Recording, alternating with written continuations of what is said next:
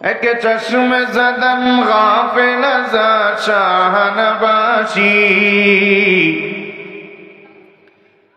এক চশমে জদন গাফিল শাহনবাশী, শায়দ কে নিগাহে কুনদগাহনবাশী,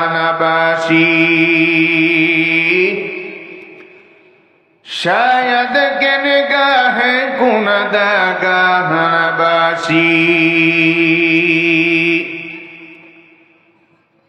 उल्फत में बराबर है वफा हो के जफा हो,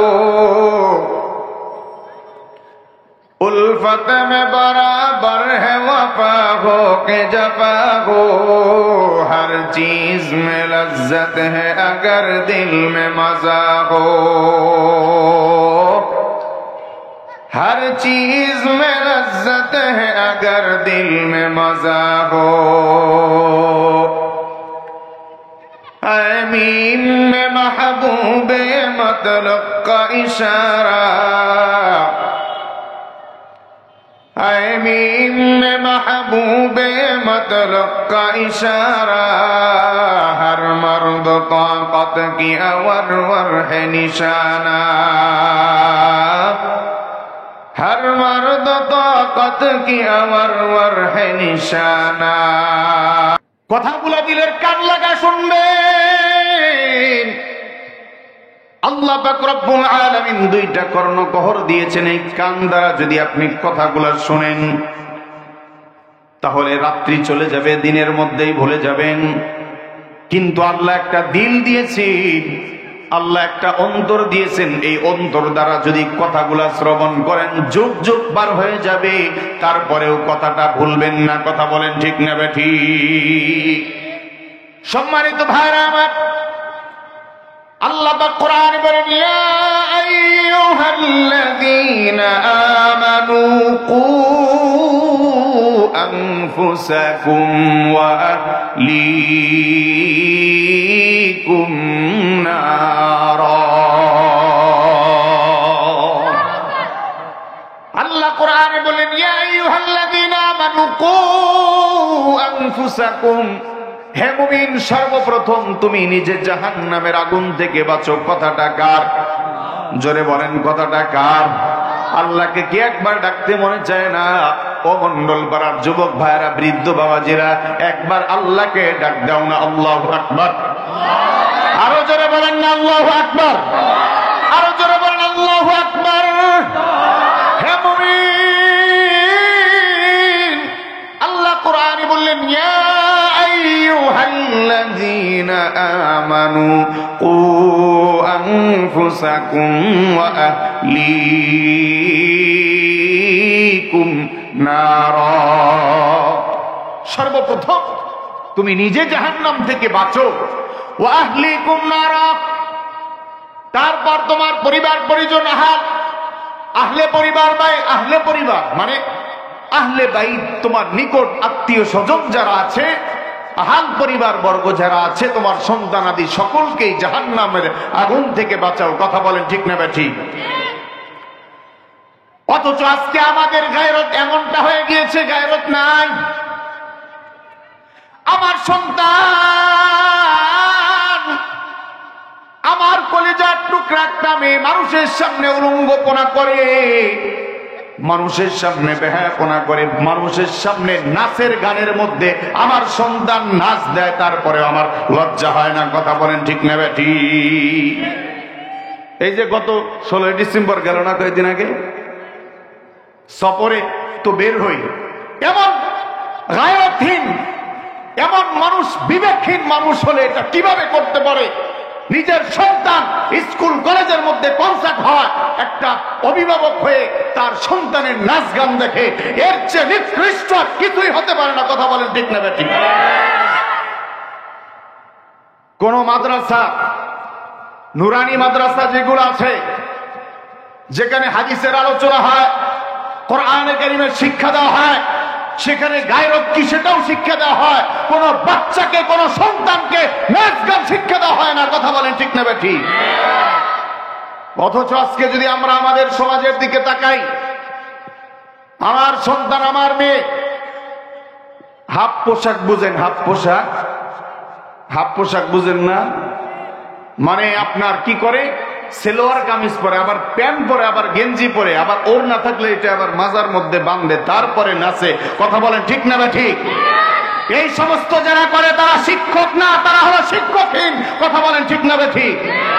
শিক্ষক যদি হতে হয় তাকে সর্বপ্রথম সৎ চরিত্রবান আদর্শ শিক্ষক হতে হয়। কথা বলেন ঠিক না বা ঠিক?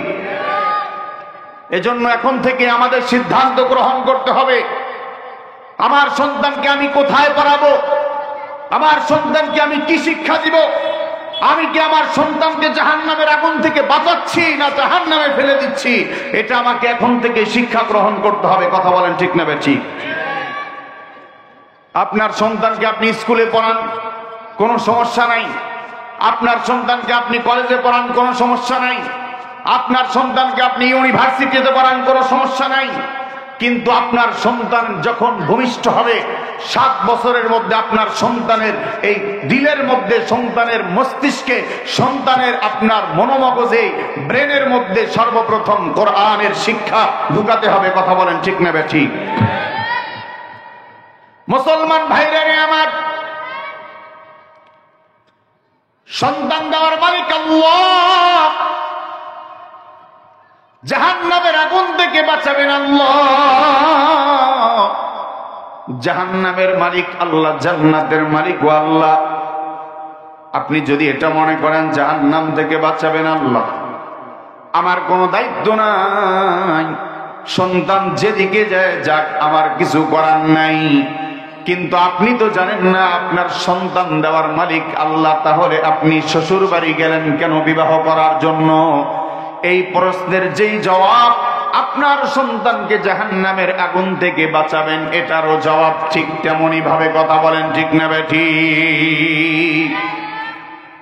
হাদিস শরীফে রাসূলুল্লাহ সাল্লাল্লাহু আলাইহি ওয়াসাল্লাম বলেন, মুরু আওলাদাকুম বিস-সালাতি ইযা বালাগু 7 সিনিনা ওয়াদরিবুহুম 10।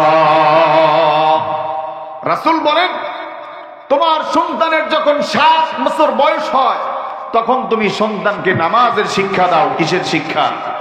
জোরে বলেন, আরে আরো জোরে বলেন, কিসের শিক্ষা? নামাজের শিক্ষা দিতে হবে। এরপরে যখন আপনার সন্তানের 10 বছর বয়স হবে, 7 বছর থেকে আপনি নামাজ, 7 বছরের মধ্যে আপনার সন্তানকে নামাজ শিক্ষা দিবেন।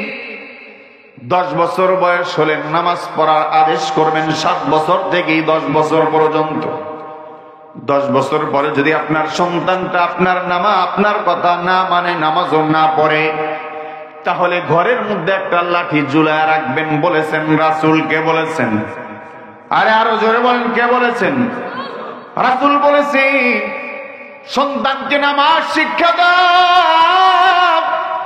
শুধু তাই না, তাই নয়, সন্তান যদি নামাজ আদায় না করে, সন্তানকে প্রহার করার কথা বলেছেন রাসূল। তোমাকে পিতা হিসাবে এটা করতে হবে।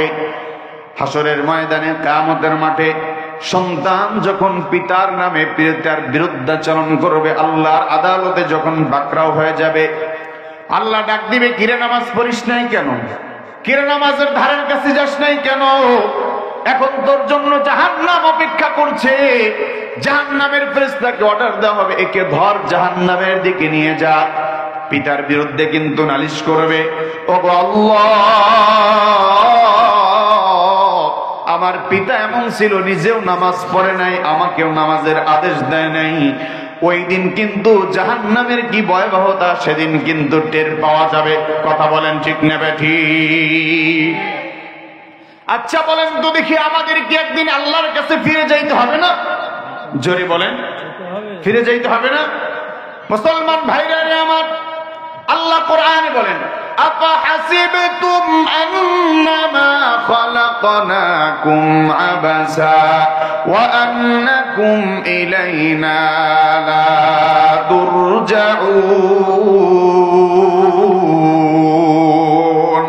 এই কালামে জিন্দা কুরআনে হাকিম, হিকমতে উলা ইয়াজালাস্তু কাদিম জামিউন আন লফিল কুরআন কুরআনে হাকীম তাকাসর আনহু আফহামুর রিজাল বাকা কুরআন কালামুল্লাহ বশরুত কদিমাস্তি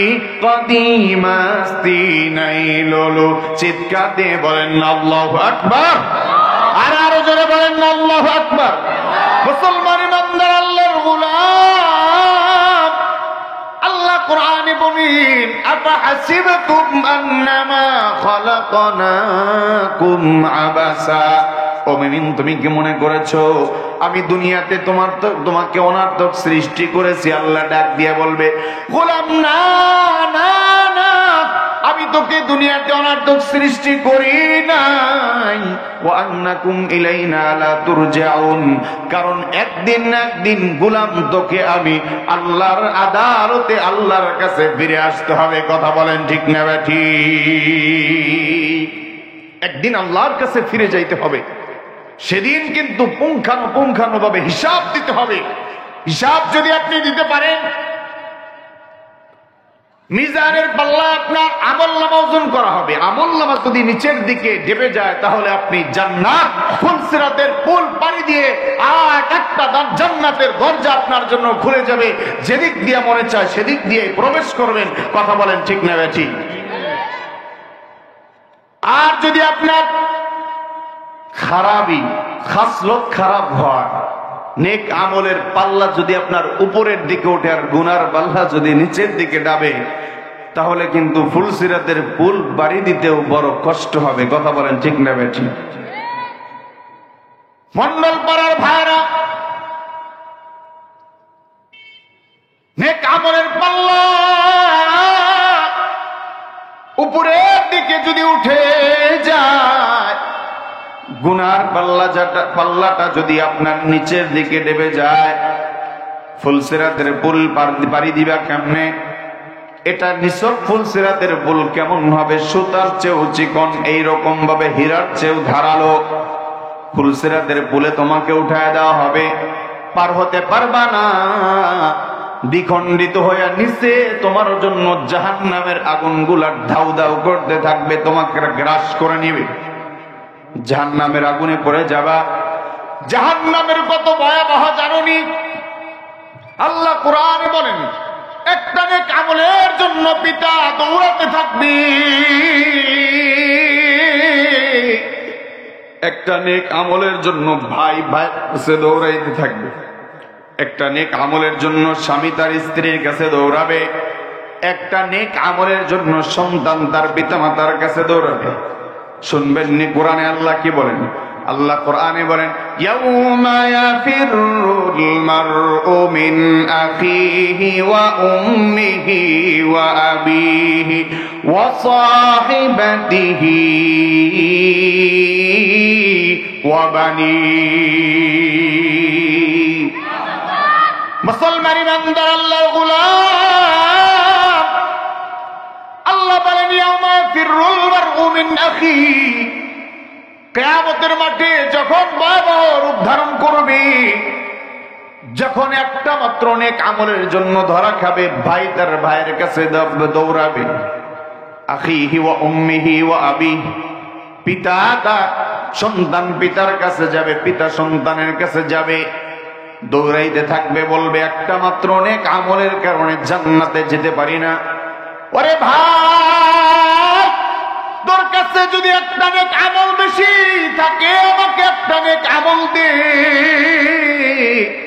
একটা নেক আমল নিয়ে আল্লাহর দরবারে পেশ করি আর জান্নাতে চলে যায় ভাই অস্বীকার করবে দুনিয়াতে কোনো ভাই ছিল না ভাই বলবে না না না আমারই তো কেমন যেন যায় যায় অবস্থা তোমাকে কোথা থেকে দিব জাহান্নামের ফেরেশতাকে বলা হবে একে বাদ শিকল দ্বারা বাদ একে ধর জাহান্নামের দিকে টেনে হিঁচড়ে নিয়ে যা তখন কিন্তু আপনি কি ভয়াবহ অবস্থা ধারণ হবে দিলের কান লাগায় শোনো পিতা তার সন্তানের কাছে যা বলবো ওরে সন্তান দুনিয়াতে তোকে কি মায়া করেছি আর মহাব্বত করেছি দুনিয়াতে তোর জন্য কত রাত নির্ঘুম কাটিয়েছি ও সন্তান দুনিয়াতে তোর জন্য কত না খেয়ে থেকেছি, নিজে না খেয়ে তোকে খাওয়িয়েছি, নিজে না পড়ে তোকে পড়িয়েছি, পরে সন্তান আজকে একটা মাত্র নেক আমলের কারণে জান্নাতে যেতে পারি না।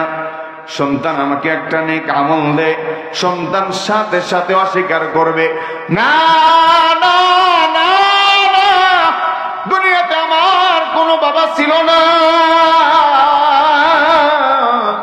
সন্তান কিন্তু তখন বাবাকে অস্বীকার করবে, সাথে সাথে দৌড়ায় যাইবে স্ত্রীর কাছে, স্বামী যা বলবে, ওগো প্রিয় তোমার স্ত্রী, তোমার কাছে আমি কত তোমাকে দামি হিসাবে গ্রহণ করেছি, তোমার জন্য কত আমি নির্ঘুম রাত কাটিয়েছি, তোমার জন্য কত উপার্জন করেছি, কতই না ভালোবেসেছি। স্ত্রী তখন স্বামীকে জবাব দিবে, না না না না, আমার তো দুনিয়াতে বিবাহই হয় নাই, আমার স্বামী কোথার থেকে আসবে? স্বামী সাথে সাথে স্বামীর কাছে স্ত্রী অস্বীকার করবে। আল্লাহ তাআলা জাহান্নামের ফেরেশতাকে ডাক দিয়ে বলবে, ওগো জাহান্নামের ফেরেশতাকে ধর, ধরে টেনে স্ত্রী জাহান্নামে নিয়ে যা। এই জন্য গোলাম, তুমি কি বুঝো না, গুনার কারণে তোমার যে ঈমান আমল সবকিছু নষ্ট হয়ে যায়। তুমি গুনাহ করতে করতে নিজের জীবনটা নষ্ট করে ফেলতেছো। তুমি কি জানো না, তোমার সন্তানটাকেও গুনার মধ্যে ধাবিত করে রাখছো, সন্তান গুনাহ করে, তোমার কি খেয়াল নাই? আল্লাহ তাআলা সেই কিয়ামতের মাঠে তোমাকে সন্তানের জন্য, কিয়ামতের মাঠে, কিয়ামতের আদালতে তোমাকে একদিন দাঁড়াতে হবে। কথা বলেন ঠিক না বেঠিক? এই জন্য আমাদের এখন থেকে সিদ্ধান্ত গ্রহণ করতে হবে, আমাদেরকে এখন থেকেই নিজের সন্তান, স্ত্রী এরা কি পর্দা করে কিনা এটা আমাদের লক্ষ্য রাখতে হবে। কথা বলেন ঠিক না বেঠিক? আমি তো আপনাদের এই মন্ডলপাড়া মাইনুদ্দিন মন্ডল জামে মসজিদ, আল্লাহ তাআলা মাইনুদ্দিন মন্ডল সাহেবের কবরকে জান্নাতের বাগান বানায় দেন, সকলে বলি আমিন। সাথে সাথে মাইনুদ্দিন মন্ডল সাহেবের কলিজার টুকরা নাতি বিপ্লব মন্ডলের কবরকেও জান্নাতের বাগান বানায় দেন, সকলে বলি আমিন। আমি তো এই মন্ডলপাড়া মসজিদে সব সময় কথাটা বলি, প্রায় 2 জুমা পর্দা সম্পর্কে আলোচনা করেছিলাম, পর্দার ভয়াবহতা সম্পর্কে, পর্দা না করলে একটা নারীর কি ভয়াবহ অবস্থা হবে এই সম্পর্কে আলোচনা করেছিলাম। কথা বলেন ঠিক না বেঠিক? মন্ডলপাড়ার ভাইরা, এখনো আমরা নিজের স্ত্রী ওপেনলি ঘোরাফেরা করছে।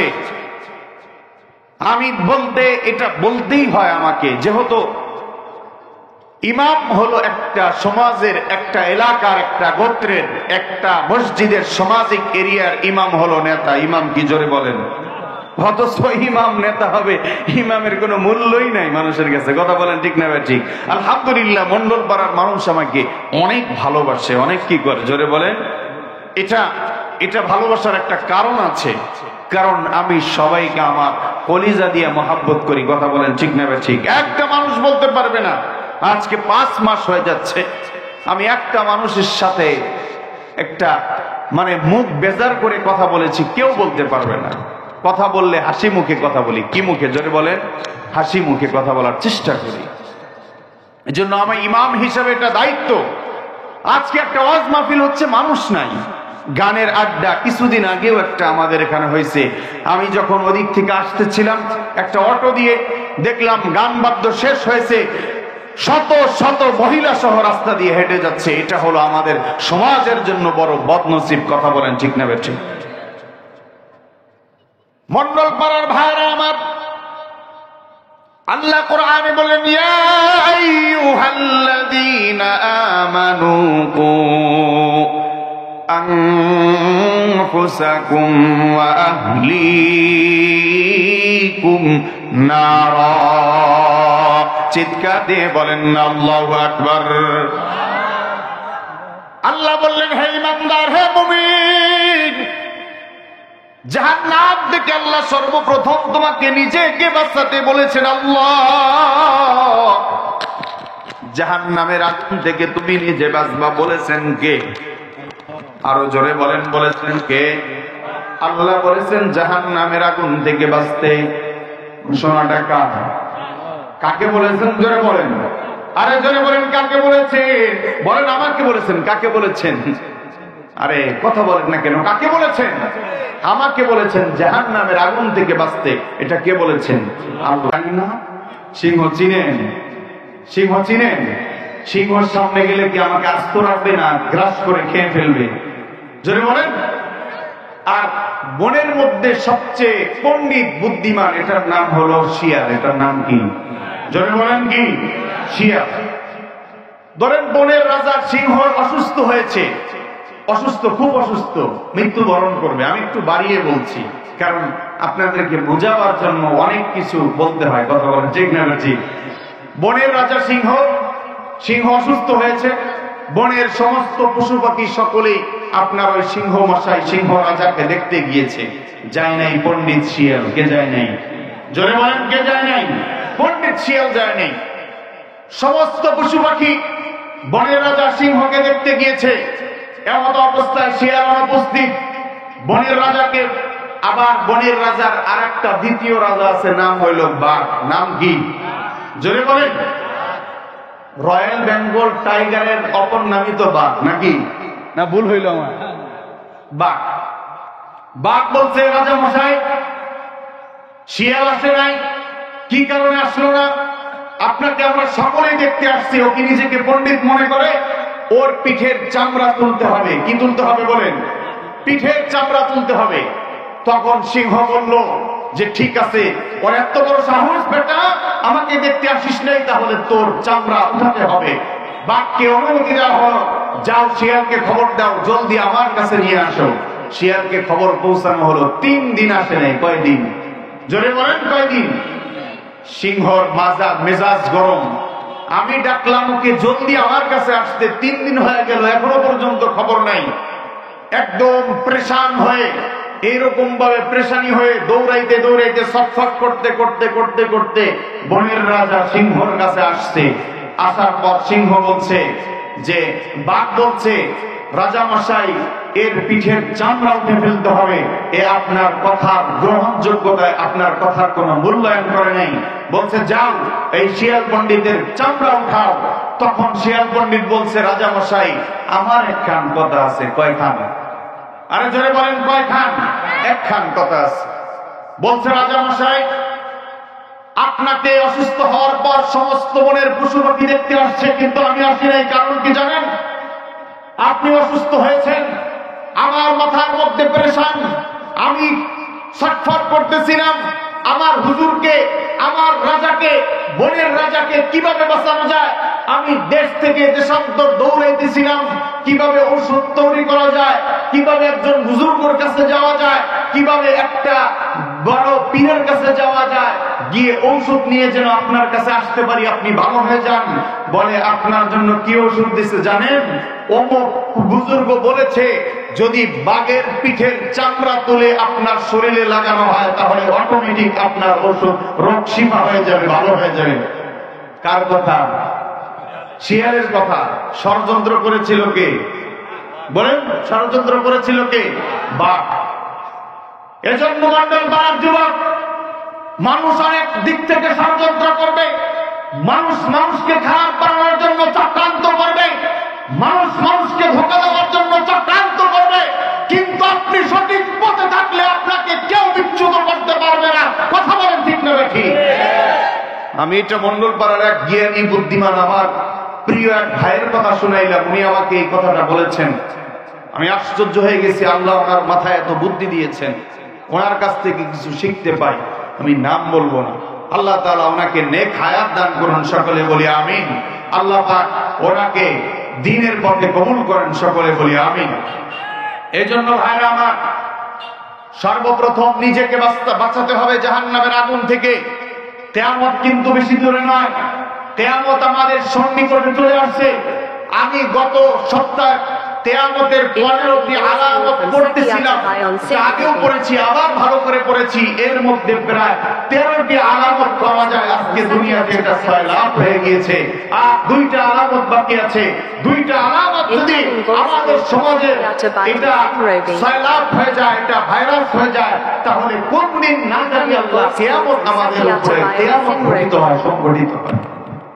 আজকের সমাজের মানুষ, আজকের পৃথিবীর মানুষ, আমরা পিতা মাতার চেয়ে স্ত্রীকে মূল্যায়ন বেশি করি। কথা বলেন ঠিক না ঠিক?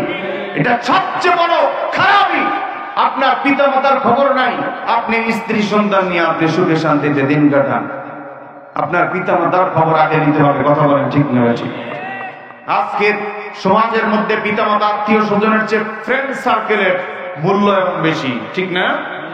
ফ্রেন্ড ছাড়া আমাদের চলেই না, ফ্রেন্ড সার্কেল ছাড়া আমাদের জমেই না। পিতা মাতার ওই দিক দিয়ে খবর নাই, আত্মীয় স্বজনের খবর নেই। কথা বলেন ঠিক না ঠিক? এই জন্য ভাইরা আমার, আমাদেরকে একদিন মরতে হবে, একদিন আল্লাহর দরবারে দাঁড়াতে হবে, একদিন আল্লাহর কাছে ফিরে যাইতে হবে। তখন কিন্তু পুঙ্খানুপুঙ্খানুভাবে আল্লাহর কাছে হিসাব দিতে হবে। কথা বলেন ঠিক না ঠিক? আরো জোরে বলেন ঠিক না ঠিক? আরো জোরে বলেন ঠিক না ঠিক? আল্লাহ পাক রব্বুল আলামিন আমাদেরকে মানুষ হিসেবে বানিয়েছে, সর্বশ্রেষ্ঠ মানুষ হিসেবে আমাদেরকে বানিয়েছে। আল্লাহ পাক রব্বুল আলামিন কত বড় রহমান, আল্লাহ পাক রব্বুল আলামিন কত বড় দয়ালু, আল্লাহ পাক রব্বুল আলামিন কত বড় রহমানুর রহিম। গুনাহ করি, গুনাহ কোনো অভাব নাই, এত গুনাহ করি, তারপরে আল্লাহ আমাদেরকে শাস্তি দেয় না। কথা বলেন ঠিক না ঠিক? তারপরেও কিন্তু আল্লাহ আমাদেরকে আঘাত করে না। জিনাটা বিচার করি, মানুষের উপর জুলুম নির্যাতন করার পর আল্লাহর দরবারে তওবাও করি না, আল্লাহ কিন্তু তারপরে আপনার খাবারটা বন্ধ করে দেয়। কথা বলেন ঠিক না ঠিক? আল্লাহ পরেও তারপরে হাঁটার চলার রাস্তা বন্ধ করে দেয় না। আল্লাহ পাক তারপরেও কিন্তু আপনার চক্ষু দুটাও বন্ধ করে দেয় না। আল্লাহ পাকের এত নাফরমানি করি, আল্লাহকে এত কষ্ট দিই, আল্লাহকে এত নারাজ করার পর তারপরেও কিন্তু আল্লাহ আমাদের জবানটাকেও বন্ধ করিয়া দেয় না। তারপরেও কিন্তু আল্লাহ আমাদের ব্রেনটাকেও নষ্ট করে দেয় না। আল্লাহ পাক কত বড় রহমান, কত বড় দয়াশীল। মাটির উপর দিয়ে আপনি হাঁটেন, মাটি কিন্তু বরদুয়া করে না, মাটি কিন্তু বরদুয়া করে না। মাটির উপরে আপনি এত আঘাত করেন, মাটির উপরে দাম্ভিকতার অহংকার দেওয়ার পর মাটির উপর অহংকারের সুরে আপনি হাঁটেন, মাটি কিন্তু তারপরে আপনাকে গ্রাস করে না, কারণ মাটি একদিন আপনাকে কিন্তু মাটির নিচে যেতে হবে। কথা বলেন ঠিক না ঠিক? আচ্ছা বলেন তো দেখি, কোরআনের ভাষা কি? জোরে বলেন, আরো জোরে বলেন, ভাষা কি? কথা বললে খারাপ লাগে? খারাপ লাগে? দিনই মুজাকারা করলে কল্প পরিষ্কার হয়। কি পরিষ্কার হয়? জোরে বলেন, কি পরিষ্কার হয়? কল্প পরিষ্কার হয়। এই কল্পের মধ্যে গুনাহগুলো দূর হয়। আল্লাহু আকবার। একদিন আমাদেরকে মাটির নিচে যাইতে হবে।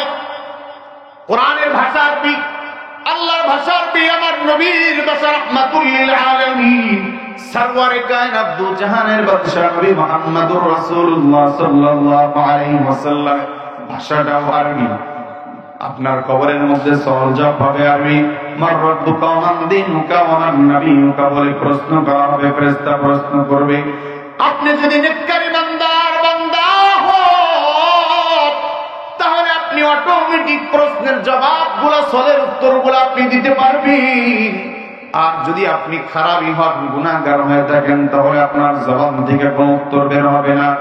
মার রাব্বুকা ওয়া মান দীনুকা ওয়া মান নাবিয়ুকা উত্তর যদি না দিতে পারেন, জাহান্নামের ফেরেশতাগুলো বলবে, ও মাটি, এই জুলুমকারী, এই গুনাহগার নাফরমান আল্লাহর নাফরমানি করেছে, মাটি তুই নিশ্চুপ থাকিস না, মাটি তোর কাছে ফিরে এসেছে। দুই পাশ থেকে এমন ভাবে চাপ মারবি, ডান পাশের পাঁজরের হাড়গুলা যেন ভেঙে চূর্ণ বিচূর্ণ হয়ে যায়। ডান পাশের পাঁজরের হাড়গুলা এমন ভাবে চাপ দিবি, চাপ দেওয়ার পর ডান পাশের পাঁজরের হাড়গুলা যেন ভেঙে চূর্ণ বিচূর্ণ হয়ে বাম পাশে চলে আসি। বাম পাশের মাটিকে এরকম ভাবে অনুমতি দেওয়া হবে, বাম পাশের মাটিগুলো এমন ভাবে চাপ দিবে, ভেঙ্গে চুরমার হয়ে ডান পাশে চলে যাবে। মন্ডল পাড়ার যুবক, কথাগুলা দিলের কান লাগায় শোনো, অন্তর দ্বারা শোনো। চোখের পানি ফালা দাও, চোখের যদি পানি না আসে অন্তরটাকে নরম করে দাও, পানিগুলা পালা দাও। জাহান্নামের কি ভয়াবহ অবস্থা হবে! ওই জাহান্নাম ভালো জায়গা না, জাহান্নাম তুমি সম্পদ নিয়ে যেতে পারবা না, জাহান্নামে আমার সম্পদও যাবে না, জাহান্নামে আমার সাথে থাকা যাবে না, জাহান্নামে আমার সাথে পয়সাও যাবে না, কিছুই যাবে না। যাবে কি নেক আমল? জোরে বলেন কি আমল? আরো জোরে বলেন কি আমল যাবে? আরে আরো জোরে বলেন না কি আমল যাবে? জাহান্নামে যাবে আমার সাথে কবরের মধ্যে নেক আমল যাবে। নেক আমলের পাল্লা যদি ভারী হয়ে যায় জান্নাত, নেক আমলের পাল্লা যদি আপনার নিচু হয়ে যায়, নেক আমলের পাল্লা যদি নিচু হয়ে যায় জান্নাত, নেক আমলের পাল্লা যদি উঁচু হয়ে যায় জাহান্নাম। ভাইরা আমার, আল্লাহ পাক রব্বুল আলামিন মানুষ হিসেবে তৈরি করেছেন শ্রেষ্ঠ মানুষ। এদিক সেদিক নজর নাই, গুনাহ করা যাবে না, খারাপ কাজ করা যাবে না, জুলুম নির্যাতন করা যাবে না, মানুষের সাথে অসৎ আচরণ করা যাবে না, মানুষের সাথে খারাপ আচরণ করা যাবে না। আমি যদি আল্লাহর প্রিয় বান্দা হতে পারি, আল্লাহ বলেন বান্দা তুই আমার প্রিয়, আল্লাহ বলবেন বান্দা তুই আমার প্রিয়, তোর কোনো টেনশন নাই, তোর কোনো পেরেশানি নাই, তুই আমার কাছে আসছিস, আমি আল্লাহ তোর জন্য আমার জান্নাত নামক দৌলত রেডি করে রেখেছি। যেদিক দিয়ে মনে চায় 8টা দরজা তোর জন্য খোলা, যেদিক দিয়ে মনে চাবে সেদিক দিয়েই তুই প্রবেশ করবি। চিৎকার দিয়ে বলেন না সুবহানাল্লাহ।